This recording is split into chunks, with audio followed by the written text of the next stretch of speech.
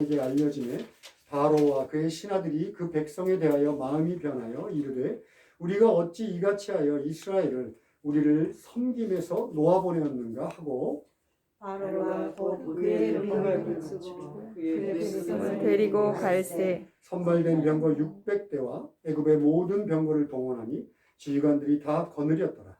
여호와께서 애굽 왕 바로의 마음을 완악하게 하셨으므로 그가 이스라엘 자손의 뒤를 따르니 이스라엘 자손이 담대히 나갔음이라. 애굽 사람들과 바로의 말들 병거들과 그 마병과 그 군대가 그들의 뒤를 따라 바알스본 맞은편 비하히롯 곁 해변 그들이 장막친 데에 미치니라. 바로가 가까이 올 때에 이스라엘 자손이 눈을 들어 본즉 애굽 사람들이 자기들 뒤에 이른지라. 이스라엘 자손이 심히 두려워하여 여호와께 부르짖고 그들이 또 모세에게 이르되 애굽에 매장지가 없어서 당신이 우리를 이끌어내어 이 광야에서 죽게 하느냐? 어찌하여 당신이 우리를 애굽에서 이끌어내어 우리에게 이같이 하느냐? 우리가 애굽에서 당신에게 이른 말이 이것이 아니냐? 이르기를 우리를 내버려 두라. 우리가 애굽 사람을 섬길 것이라 하지 아니하더냐? 애굽 사람을 섬기는 것이 광야에서 죽는 것보다 낫겠노라. 모세가 백성에게 이르되 너희는 두려워하지 말고 가만히 서서 여호와께서 오늘 너희를 위하여 행하시는 구원을 보라. 너희가 오늘 본 애굽 사람을 영원히 다시 보지 아니하리라. 여호와께서 너희를 위하여 싸우시리니 너희는 가만히 있을지니라. 아멘. 오늘 하나님의 말씀은 하나님을 기억하는 한 사람이라는 제목으로 함께 나누고자 합니다. 2주간 그동안 부활절, 고난주일과 부활절로 출애굽기 연속 설교를 잠깐 쉬었는데요. 오늘부터 다시 창세기 때부터 시작된 출애굽기 연속 설교를 통해 여러분들과 은혜를 나누기를 원합니다. 특별히 오늘은 이제 뭐 아시는 분도 있을 텐데 영화 같은 데서 봤죠. 홍해 바다가 쫙 갈라지는 그 놀라운 기적 전에 바로 있었던 일들에 대해서 오늘 본문 우리가 읽은 기록입니다. 이것을 통해서 이 시대의 우리들에게 말씀하시는 하나님의 음성을 같이 듣기를 원합니다. 하나님의 도우심으로 정말 기적적으로 이스라엘 백성들이 애굽을 탈출했어요. 10가지 재앙을 막 하나님이 막 쏟아부셔가지고. 그래서 장밋빛 꿈을 안고선 애굽을 탈출했는데 그들이 상상했던 것과는 전혀 다른 국면에 마주하고 맙니다. 그게 뭐냐면 이제 광야로 내려와서 탈출을 하면 빨리 가나안 하나님이 약속한 땅에 가서 정말 행복한 생활을 하고 싶은데 앞에를 보니까 홍해 바다가 막 일렁거리는 파도가 홍해 바다가 딱 가로막고 있는 거예요. 그런데다가 뒤에를 보니까 이스라엘 백성을 내보낸 것을 후회했던 애굽의 바로와 그 신하들이 군병들을 이끌고 막 그 600대라고 하는 그 당시 그 애굽의 전차 부대는 아주 유명했어요. 그 대제국을 이루는데 그 전차 부대를 통해서 대제국을 이뤘다고 얘기가 돼요. 그러니까 그 전차 부대를 이끌고 막 쫓아오는 거예요. 뒤에서 막 먼지 바람을 일으키면서 자신들이 진을 치고 있는 비하히롯이라고 하는 홍해 바닷가의 한 해변입니다. 그곳으로 막 다가오는 거예요. 얼마나 놀랐는지 이스라엘 백성들은 완전히 패닉 상태에 빠지고 말았습니다. 깜짝 놀랐어요. 그래가지고 여기 보면 10절 후반에 보면 이스라엘 자손이 심히 두려워했다 이렇게 돼 있잖아요. 그죠? 이 심이라고 하는 말이 메오도란 말인데 이거는 더 이상 비교할 수 없을 만큼 크다라는 뜻이에요. 그러니까 심히 그냥 내가 심히 놀랐어 이 정도가 아니라 더 이상 비교할 수 없는 공포가 그들을 찾아 들어온 거예요. 그랬더니 어떻게 됐을까요? 금방 하나님을 잊어버리고 맙니다. 애굽에서 하나님의 도우심을 받았던 건 딱 잊어버렸어요. 그리고선 여호와께 부르짖었다. 이렇게 돼 있어요. 심히 두려워하여 여호와께 부르짖었다. 여러분 여호와께 부르짖었다 그러면 어떤 생각이 들어요? 이들이 신실하게 하나님께 기도했는 모양이다. 이런 생각이 드시죠? 그런데 뒤에 보면 11절 12절을 보면 기도했다는 것이 아니라 그냥 패닉 상태에 빠져갖고 막 상상해 보세요. 막 악을 지르고 악 쓰고 소리 지르고 막 대혼란에 빠져 있는 거예요, 지금. 득달같이 모세에게 달려들어갖고 온갖 불평불만을 다 해야 됩니다. 단순하게 하나님을 잊어버린 것이 아니라 모세에게 달려들어서 모세에게 막 불평불만을 했다는 것은요, 궁극적으로 출애굽을 하신 분의 주역은 누구예요? 주역. 모세인가요? 누구예요? 하나님의 하나님. 모세에게 달려들어서 야! 너 애굽에는 매장지가 없어갖고 나를 끌어들여서 이 광야에서 죽게 만들어? 막 어쩌면 멱살을 막 잡으려고 했는지도 모르겠어요. 그려져 있진 않지만. 그 얘기는 단순히 모세에게 불평불만을 한 것이 아니라 궁극적으로 하나님에게 지금 불평불만을 하고 있는 거예요. 하나님을 거역하고 있는 겁니다. 그런데 그냥 하나님이 늘 용서하시는 분이니까 그냥 거역하는구나 이렇게 생각할 수 있는데요. 이스라엘 백성, 출애굽했던 이스라엘 백성 중에 20살 이상, 그러니까 성인들 20살 이상은 약속의 땅 가나안에 들어가지 못합니다. 광야를 헤매다가 광야에서 죽습니다. 여러분, 애굽에 내렸던 재앙이 몇 가지였다고요? 10가지. 하나님도 10번째까지 참으세요. 신기하죠? 10번째까지 참으셨다가 계속 범죄를 저지르니까 하나님이 명령합니다. 신명기를 보면 너희들은 광야에서 헤매다 약속의 땅 가나안에 들어가지 못한다. 그 시초가 바로 오늘 우리가 읽은 이 본문이에요. 10번의 몽국, 10번의 거역, 10번을 하나님께 거부했던 그 반역의 시초가 첫 번째가 오늘 여러분들이 읽은 이 구절입니다.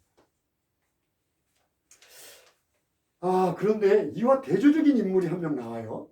그죠? 누구죠? 모세. 모세는 그들에게 이렇게 얘기합니다. 여기 보세요. 13절에 보니까 모세가 백성에게 이르되 너희는 두려워하지 말고 가만히 서서 여호와께서 오늘 너희를 위하여 행하시는 구원을 보라. 와, 멋지지 않습니까? 또 14절에 봅니다.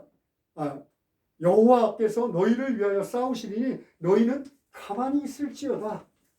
여기서 이 가만히 있을지어다의 히브리어 원문은요, 혀를 몰라라는 뜻이에요. 여러분, 혀를 한번 물어보세요. 말할 수 있습니까? 말하지 못해. 그러니까 무슨 얘기냐면, 야, 조용히 해. 불평불만하지 마. 악쓰지 마. 잠잠히 너희를 구원하실 하나님을 기대해. 이런 말입니다. 이야, 이 다름은 도대체 어디서 나올까요? 우리가 모세 그러면 신앙의 위대한 인물이니까 모세니까 뭐 그렇지 이렇게 생각할 수도 있지만 도대체 모세는 우리들과 무엇이 다르길래? 모세도요, 동일합니다. 모세는 오히려 이스라엘 백성보다 더해요. 모세 앞에도 역시 홍해가 가로막았을까요? 안 막았을까요? 막았죠. 모세는 지금 이 시점에서는 그 홍해가 갈라질지 전혀 몰라요. 그냥 홍해가 넘실거리는 바다일 뿐이에요. 그런데도 뒤에 오는 애굽의 병사들은 그에게 위협이 됐을까요? 안 됐을까요? 위협이 됐죠. 잘 대답해 주셔서 감사합니다. 위협이 됐죠. 동일하게 위협이 됐습니다. 거기다 더해서 자신의 동족, 자신이 그렇게 목숨을 걸고 구했던 이스라엘 백성들이 나와서 며칠 안 지났어요. 한 3일 정도 지난 거예요. 갑자기 태도를 변경해서 자기에게 달려듭니다. 악을 쓰고 달려듭니다. 어떻게 그 상황 속에서 모세는 이런 신앙의 고백을 할 수 있었을까요? 우리 그냥 모세니까 이렇게 생각하지 맙시다. 한번 지금부터 거기에 대해서 같이 알아봅시다. 두 가지로 나눠서 알아보기를 원하는데요. 첫 번째는 하나님을 잃어버린 자들에 대해서 생각해 봅시다. 하나님을 잃어버린 세상. 여러분, 이 세상, 피조의 세계는요, 하나님에 대한 기억으로 가득합니다. 갑자기 제가 시적으로 얘기하는 것 같은데 무슨 얘기냐면 이 피조 세계는요, 하나님, 창조하신 하나님의 영광으로 가득해요. 이 피조 세계를 통해서 사람들은 하나님을 볼 수 있어요. 보세요. 우리들이 요즘 천문과학이 발달했어요. 끄지없이 펼쳐진 우주. 여러분 자주자주 동영상 접하시죠? 그 놀라운 크기의 우주, 인간이 상상해낼 수 없는 우주, 그것을 다 담지는 못하더라도 밤하늘에 군마 지역에 가면 엄청나게 별들이 영롱하다고 그래요. 하늘에서 금방이라도 떨어질 것 같은 수많은 별들의 찬란함, 가을 하늘의 청명함. 요즘같이 봄이 되면요, 여기 앞에도 지금 꽃들로 난리가 났습니다. 겨울 동안 동토 속에서 죽은 것 같던 그 꽃들이 생명의 신비처럼 올라와서 아름답게 꽃을 피워냅니다.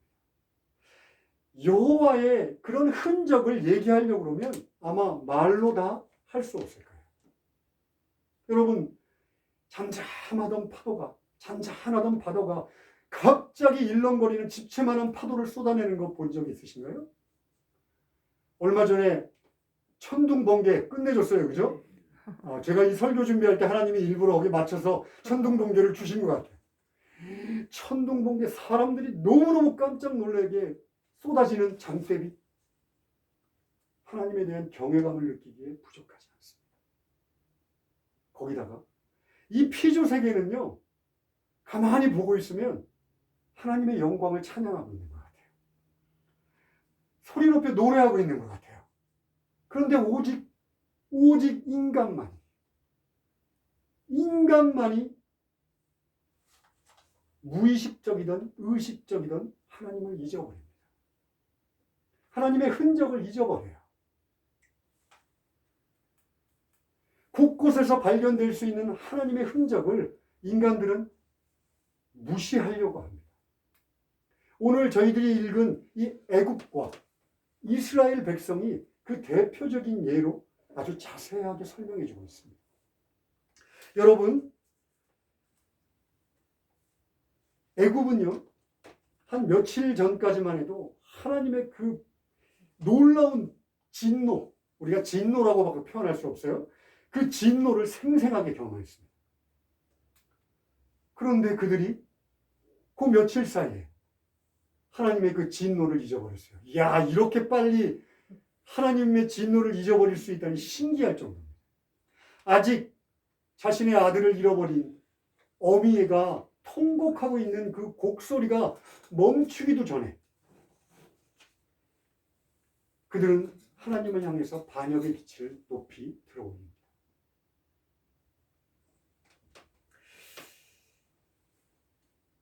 도대체 무엇이 그들을 이렇게 빨리 하나님의 영광, 하나님의 그 진노를 잊도록 만들었을까요? 여러분 뭐라고 생각하십니까? 아무것도 아니에요. 경제적인 손실 때문에 그렇습니다. 경제적인 손실? 그게 뭐지? 보세요. 장정들만 60만이에요. 애굽을 지탱하고 있던 노동력, 이것은 다 노예였던 이스라엘 사람들이 다 했던 일입니다. 그런데 이 사람들이 쏙 빠져나갔어요. 장정만 60만이었으니까 거기 포함된 약 240만 명의 노동력들이 싹 사라졌어요. 그러면 애굽은 이제 어떻게 해야 될까요? 애굽 사람이 일을 하던가 아니면 다른 곳에서 그 노동력을 보충해야겠죠. 방법이 없어요. 우와, 갑자기 그 어마어마한 손실이 눈에 들어옵니다. 그 경제적인, 이야, 이걸 어떻게 하면 좋지? 경제적, 사회적인 손실이 눈앞에 들어와요. 그러는 순간, 그것들이 눈을 막는 순간,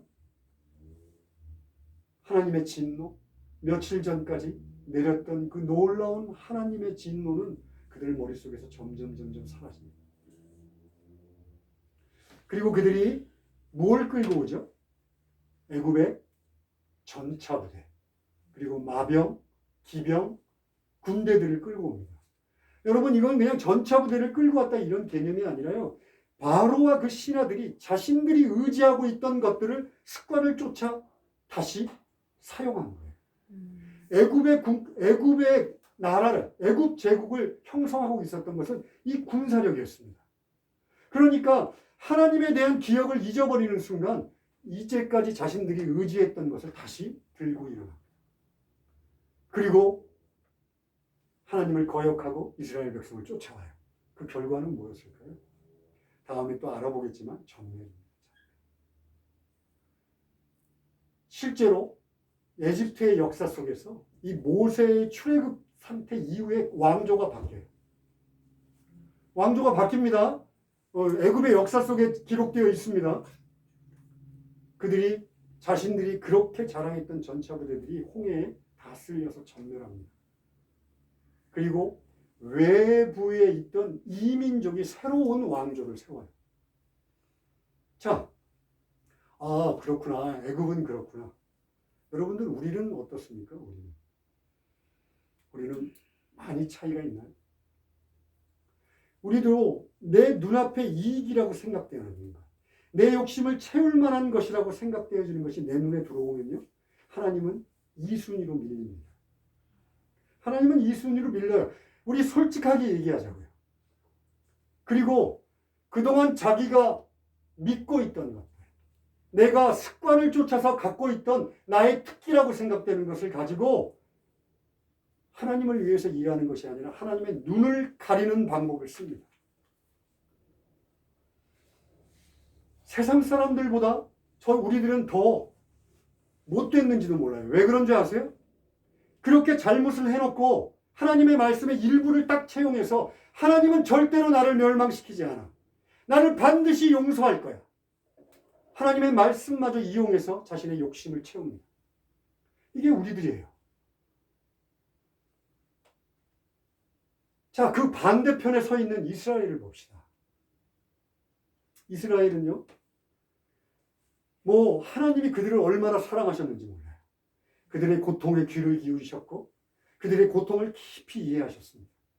그리고 능하신 그 팔을 펴서 말할 수 없는 기적으로 그들을 도우시고 애굽에서 건져내셨습니다. 그런데 이들이 지금 홍해 앞에서, 뒤에서 공격해오는 애굽의 군대 앞에서 하나님을 까마득하게 잊어버립니다. 그리고 하나님께 불평불만을 해대며 하나님을 모독하는 말을 서슴지 않습니다. 야, 나 여기가 좋았다고 그랬잖아. 왜 나를 끌어집어낸 거야? 여러분, 이들이 하나님을 잊어버린 것은요, 말할 것도 없이 두려움입니다. 우리들이 생각하는 것 이상으로 그 죽음의 두려움은 그들의 피부에 생생하게 다가왔을 거예요. 우리 주변에 얼마나 많은 사람들이 예수를 믿는다고 하면서도 자신에게 닥친 고난으로 인해서 갑작스러운 실업도 있을 수가 있어요. 실직도 있을 수 있습니다. 사람들과의 관계도 있을 수가 있습니다. 가정에 문제가 있을 수도 있어요. 그렇게 착하던 자녀가 갑자기 사춘기에 들었더니 엄마를 아빠를 완전히 소 닭 보듯이 합니다. 아무리 얘기해도 듣지 않습니다. 주변에 많은 사람들이 나를 음해하고 나의 생각과는 전혀 다른 소문들로 나를 괴롭힙니다. 한 번, 두 번이 아니라 계속 그것이 반복되면요, 우리도 지쳐요. 이 이스라엘 백성만큼은 아닐지 몰라도 포기하고 싶습니다. 주저앉고 싶어요. 실제로 그 일로 인해서 신앙을 버리고 교회에서 떠나는 사람들을 자주 보았습니다. 너무나 고통스러워요. 아니, 교회를 떠나지는 않을지 모르지만 하나님에 대한 어떠한 기대도 없이 그냥 냉랭하게 그저 습관에 젖어서 왔다 갔다 한 번 실패하고 두 번 실패했다고 하나님에 대한 모든 것을 포기한 사람처럼 득도 한 사람처럼 하나님에 대한 기대도 없고 열심도 없고 하나님을 인격적으로도 만나지 않은 상태에서 그냥 종교 생활하는 사람을 보는 것도 제 마음이 너무 무너집니다. 여러분, 고난이 닥쳤다고 모든 사람이 하나님을 잊어버리는 거 아니에요. 오늘 우리들이 자세히 좀 전에 얘기했던 모세가 그 대표적인 증인 아닙니까?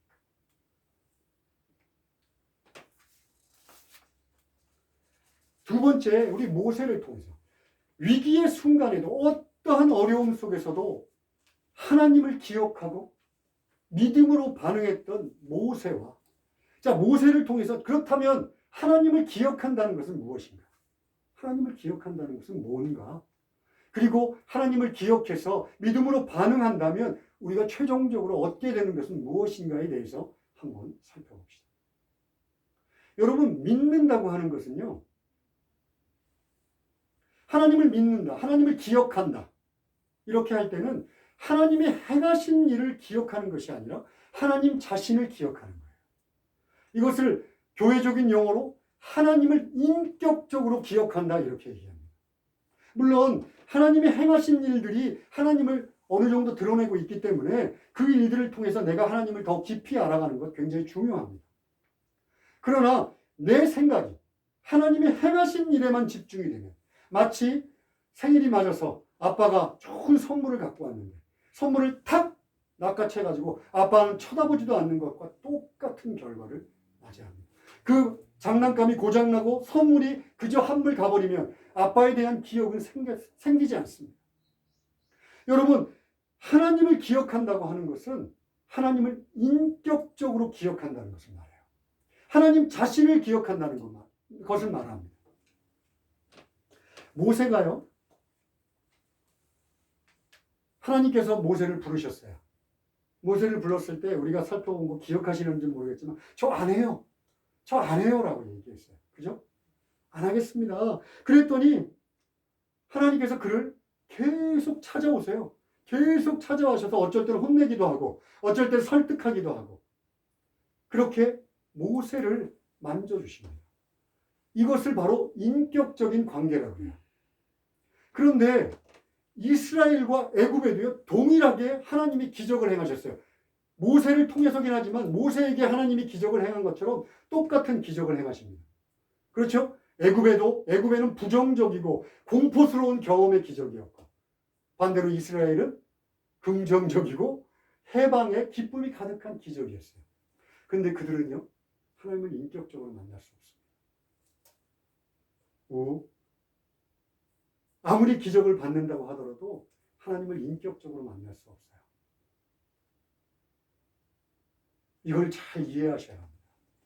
구약시대에는 우리 인간들이 죄를 지면요, 인간들은 여러분 아시는 바와 같이 아담과 하와 이래에 죄로부터 태어났습니다. 그리고 죄로부터 태어났기 때문에 살면서 죄를 짓고 살아요. 그리고 또 죄 안에서 죽습니다. 자, 그런데 하나님은 어떤 존재냐? 죄가 없으신 분이에요. 온전히 공의로우신 분이에요. 그리고 죄를 용납지 않으십니다. 자, 근데 죄가 있는 상태에서 하나님을 만나면 어떻게 되느냐면 구약의 기록처럼 그 자리에서 죽습니다. 하나님한테 부딪힌다 그래요, 이걸. 하나님 앞에, 거룩 앞에 부딪히는 순간 인간은 그 자리에서 죽습니다. 그러니까 하나님이 자신이 택한 백성들에게 방법을 선택하시는 거예요. 그게 뭐냐면 중간에다 한 사람을 끼워 넣는 거예요. 중간에다 한 사람을 끼워 넣는 거예요.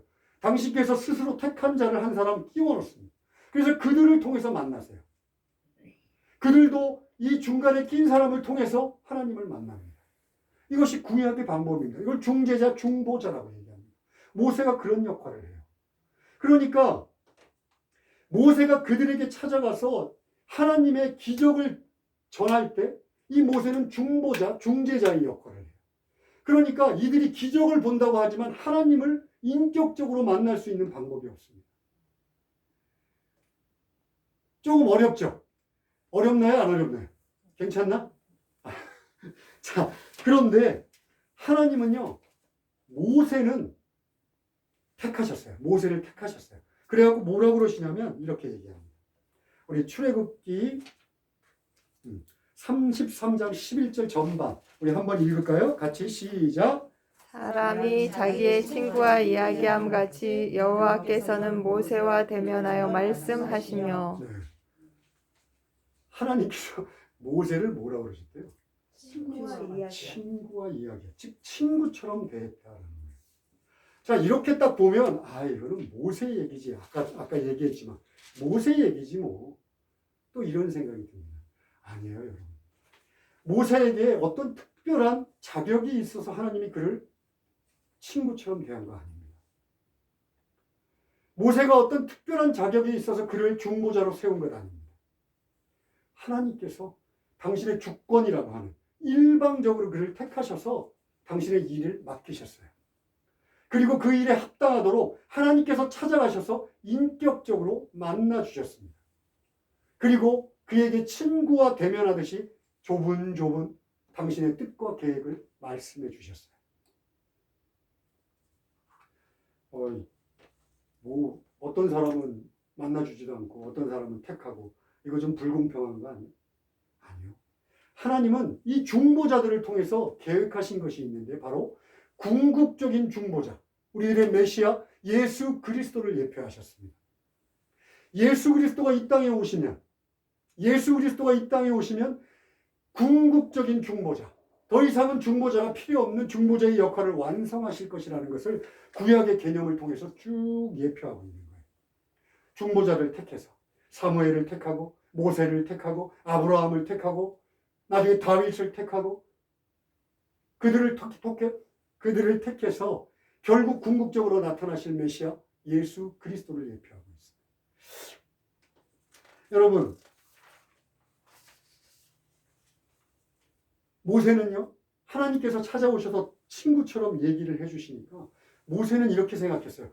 아, 모세에게 하나님이라는 존재는 기적을 행하시는 어떤 존재가 아니라 신실하신 분, 약속을 지키시는 분, 그리고 나를 사랑하시는 분, 나를 긍휼히 여기시는 분, 모든 인류를 긍휼히 여기시는 분, 이것을 우리는 인격적인 교제를 나눴다고 합니다.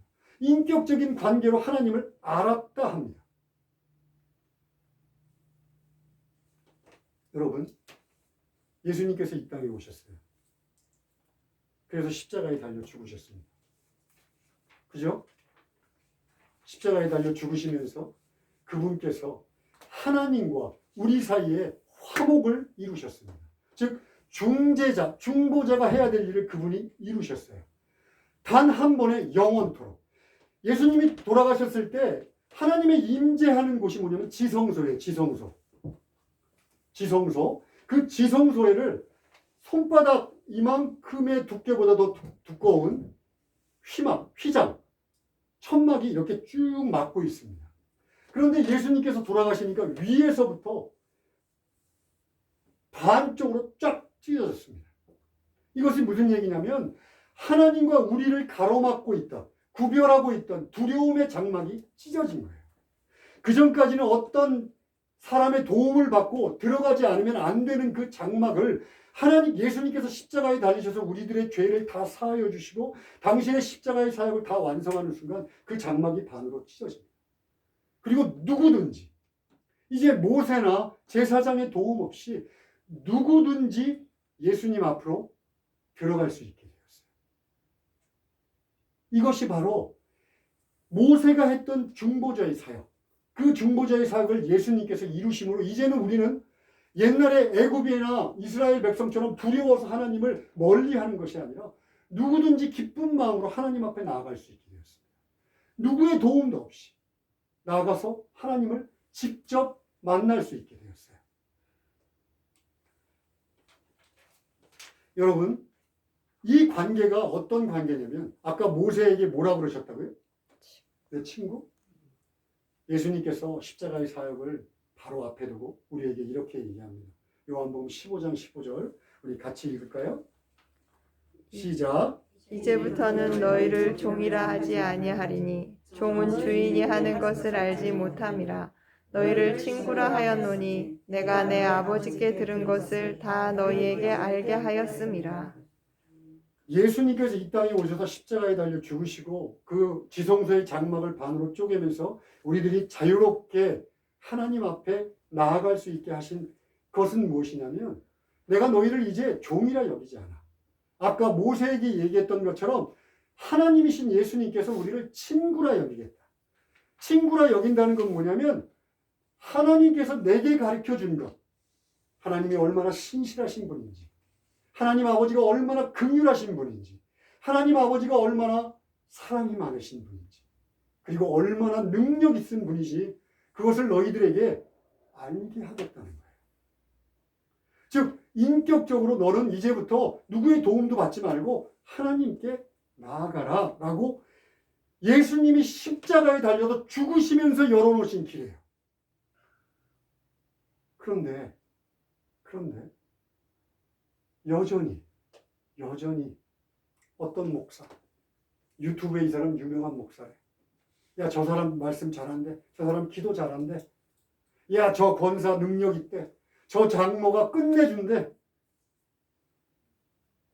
예수님께서 목숨을 걸고 열어주신 길인데 여전히 거기다가 난 무엇인가를 껴놓고 있는 여러분들 아닙니까?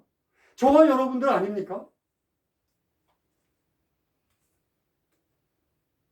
예수님께서 직접 나와라, 직접 가서 하나님을 만나라 라고 얘기했음에도 불구하고 이 사람에게 의지하고 저 사람에게 의지하고 이 사람이 뭐 하면 어떻고,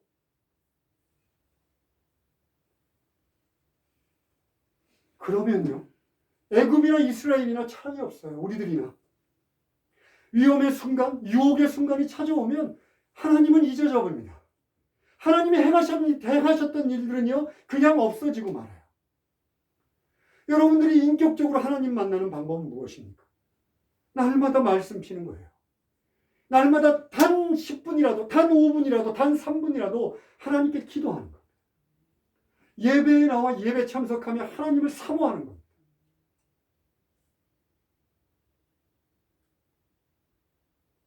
예수님께서 이 일을 위해서 돌아가셨어요.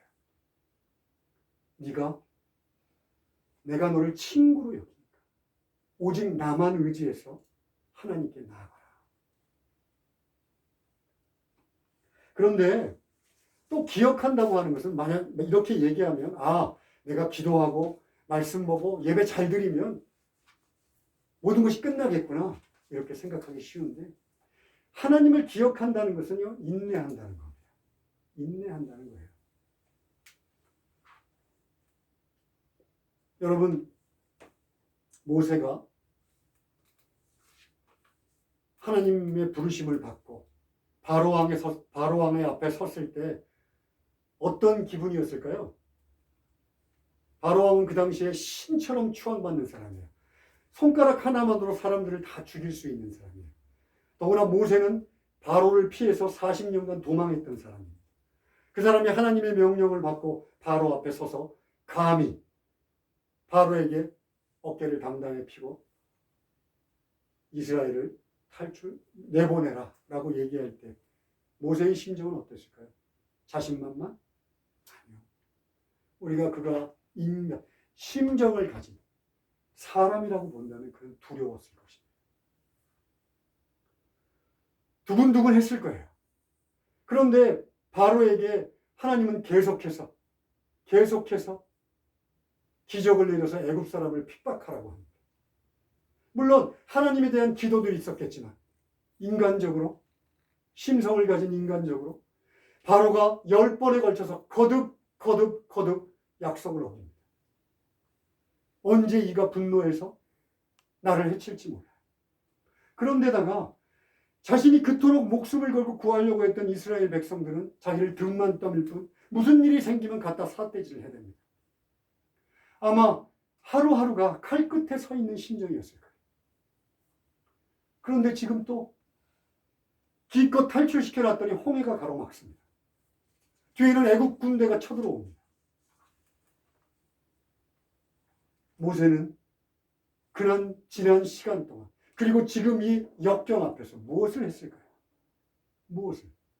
기도했습니다. 하나님, 저 바로가 두렵고 떨린다 하더라도 하나님이 함께 하시면 제가 이길 수 있죠? 물어봅니다. 하나님, 그가 또 거짓말을 했습니다. 그러나 주님의 약속은 반드시 이루어지시죠? 홍해를 가로막고 있는 그 홍해를 바라보면서 하나님, 이건 또 뭔가요? 저 백성들은 나를 잡아 죽이려고 하고 있습니다. 이건 또 뭡니까 하나님? 하나님께 부르짖었습니다. 15절에 보면 여호와께서 너는 왜 내게 부르짖고만 있느냐라고 얘기합니다. 즉 자기는 기도했다는 소리예요. 여러분, 모세만이 아니에요. 성경의 수많은 인물들, 다윗이 그러했고 사무엘이 그러했고, 여러분 욥, 고난의 상징이라고 하는 욥도 끊임없이 하나님 앞에 기도합니다.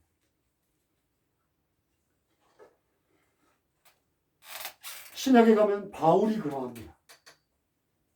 아니, 신약의 성경의 사람들만이 아니라 지난 2000년의 교회 역사 속에서 하나님을 신실하게 인격적으로 만난 사람들은요, 고난과 아침에 눈을 뜨면 다시 또 고난이 시작된다 할지라도 하나님을 기억하고 하나님 반드시 나를 이 고난에서 건지실 줄 믿습니다.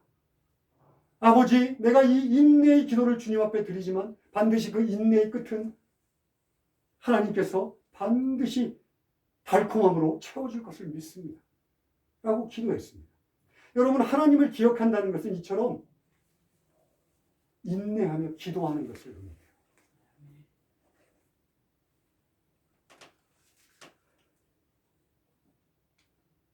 모세가 하나님 아버지 앞에 기도합니다. 정말 제가 묵상을 하면서 설교를 쓰면서 묵상을 하다가 어떤 마음으로 기도했을까? 여러분 묵상했어요. 그를 단순하게 신앙의 위대한 인물 말고 우리와 같은 성정을 가진 인간으로 보고 그를 묵상했습니다. 계속 떠올렸습니다.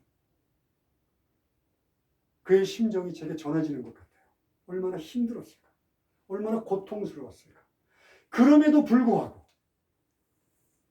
하나님을 기억하고 하나님을 절대로 포기하지 않고 하나님 앞에 기도할 때 그의 지팡이 끝에서 홍해가 갈라지는 걸 보았던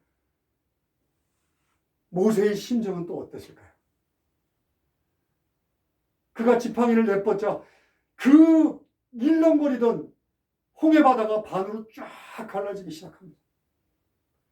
그것뿐이세요? 그것뿐인가요? 그렇게 반역을 했던 이스라엘이, 하나님께 모독적인 언사를 펴였던 이스라엘이 그 홍해를 건넙니다. 누구 때문에? 단 한 사람, 하나님을 기억하고 기도했던 그 단 한 사람 때문에 이스라엘 공동체 전체가 생명을 얻고 생명의 길로 약속의 땅으로 전진할 수 있었습니다. 여러분, 예수 그리스도를 인격적인 구주로 만나고 예수 그리스도가 십자가상에서 나의 죄를 깨끗이 용서해 주시고 나의 인생에 있어서 참된 하나님으로 살아간다고 하는 믿음을 갖고 살아가고 날마다 힘들고 어렵다 할지라도 하나님을 바라보며 인내의 기도를 드리는 사람들, 그 사람들을 통해서 먼저 그의 인생이 변합니다. 그의 심정이 변하고요. 그의 삶이 변하고요. 그의 모든 필요들이 채워집니다. 그것뿐이 아닙니다. 그 사람 주위에 있는 자들이 살아납니다. 가족이 살아나고 직장의 사람들이 살아나고 자녀가 살아나고 부모가 살아납니다. 그들이 영원한 생명을 얻고 약속의 땅으로 걸어갈 수 있습니다. 누구 때문에? 단 한 사람, 예수 믿고 구원받은 나 한 사람 때문에, 하나님을 기억하고 기도하는 나 한 사람 때문에 여러분의 공동체가 살아납니다. 아멘. 여러분들이 그런 사람이 되어야 되지 않겠습니까? 네. 예수 믿었다면 그런 사람이 되어야 되는 것이 당연하지 않습니까? 부디 성령께서 여러분들에게 하나님에 대한 소망을 주시기를 간절히 기도합니다. 기도하겠습니다. 아멘. 하나님 아버지, 오늘 설교가 좀 어려울 수도 있겠사오나 하나님, 주님을 인격적으로 만나고 주님 앞에 변화된 자로 나의 삶의 기적만이 아니라 내 주변의 이웃들을 살리고 가족을 살리고 공동체를 살리는 자로 그렇게 살아가기를 소원하는 마음을 하나님 주시기를 간절히 원합니다. 그저 나 하나 구원받고 주님 이리쳐이다 저리쳐이다가 그렇게 하나님 앞에 서지 않게 해주시옵소서. 성령의 충만한 자로, 하나님의 능력을 경험한 자로, 하나님을 인격적으로 만난 자로 그렇게 능력 있게 살아갈 수 있도록 저희들을 성령으로 채워주시옵소서. 아멘. 예수님의 이름으로 기도합니다. 아멘.